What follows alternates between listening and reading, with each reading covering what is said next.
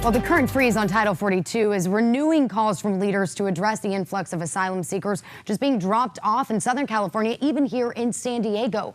District 2 Supervisor Joel Anderson joining us now to talk about what needs to be done. And Joel, this is happening in communities that you are representing. I mean, this is real. This is happening right now. Right, absolutely. And, you know, we were concerned about lifting of Title 42.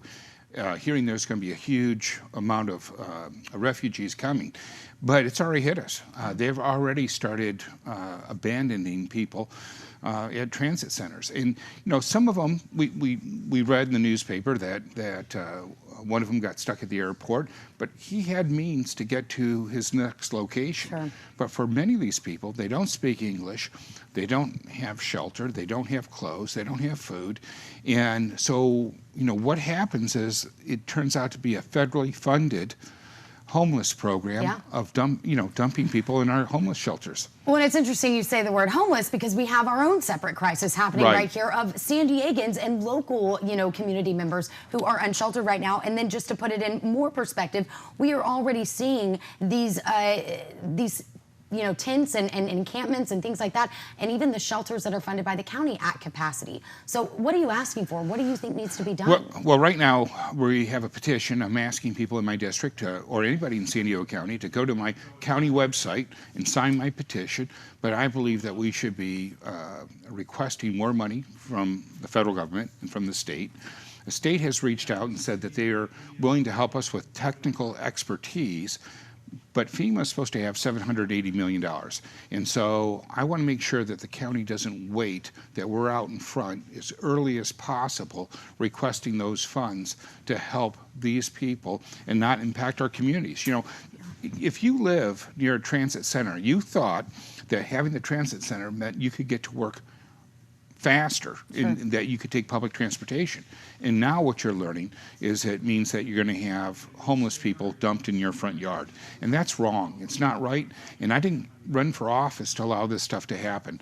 So I think the biggest challenge for folks, though, is I didn't get elected to federal office. So I can't address the federal policies. However, I'm where the rubber meets the road. It's in our communities, and I have to protect my residents and my communities. And on the flip side, East County has welcomed more asylum seekers than anywhere else in California. So it's not that we're not willing to open our arms to these people, but we have to have the resources, and it can't be at the expense of our own children. And I think, again, an important point you made to me off camera was we talk about Title 42, what's going to happen? Everybody's wondering, we're watching. It would be, as you said, just taking your finger out of that dam, and then what happens after we see this and there are no things in place to maybe be holding. Right, we have hundreds of people being released right now. Right. And that's with Title 42 in place. Remove Title 42, that number could go tenfold. So let's talk to constituents. Let's talk to people here in San Diego that want a solution, that want to be able to be part of helping this. What do they need to do? Of course, sign that petition, but can they be contacting, state, federal? What would you suggest? Well, I think reaching out to our federal representatives. You know, El Cajon's a community that's represented by 2 different congressmen. And so reaching out to both of them, I think it's a good thing, but reaching out to our U.S. senators. You know, I don't want to be a person that says we need to ship these people to New York City. I would rather solve the problem with a solution. And I don't want to make it partisan, I don't want to make it political, but we can't allow it to continue. And at the same time, we have to meet the needs of our community, which is what I'm trying to do, because that's the level of government I'm in. And I'm grateful for working with the El Cajon City Council and the Mayor, Bill Wells. Well, and I love that you make the mention here, because I don't think we've talked about it enough, that this is not a partisan issue, that this is an issue that's impacting both Democrats and Republicans, people here in San Diego, and even if you live in San Clemente, this is going to impact communities up and down Southern California. Oh, absolutely. And look, we spend a lot of money in taxes for a quality of life. You know, a lot of people say they're moving from California. I'm not moving. I love it here. But I love it here when government takes responsibility and it doesn't just abandon people on the side of the road in front of my house. And one more time, really quickly here, tell people where they can sign that petition. You just go to my county website, Joel Anderson, Google it. Perfect. It pops right up, and they can sign on.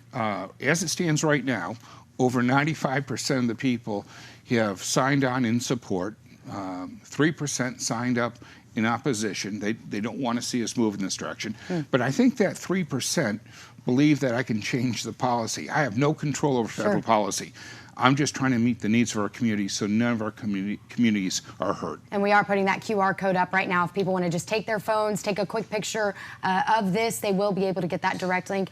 Supervisor Joel Anderson, we appreciate you taking the time. We know this is an issue that is far from over, and of course, we are going to be checking back in with you. Well, I certainly appreciate it, and that's pretty slick. Isn't that awesome? Yeah, what technology's doing? I know. Making it easy. I'm going to find out who your technology person is. We need to hire them at the county. We got a good team here. Yeah. All right. Thanks so much. You. We appreciate it, Joel. All right, Rafer, back to you.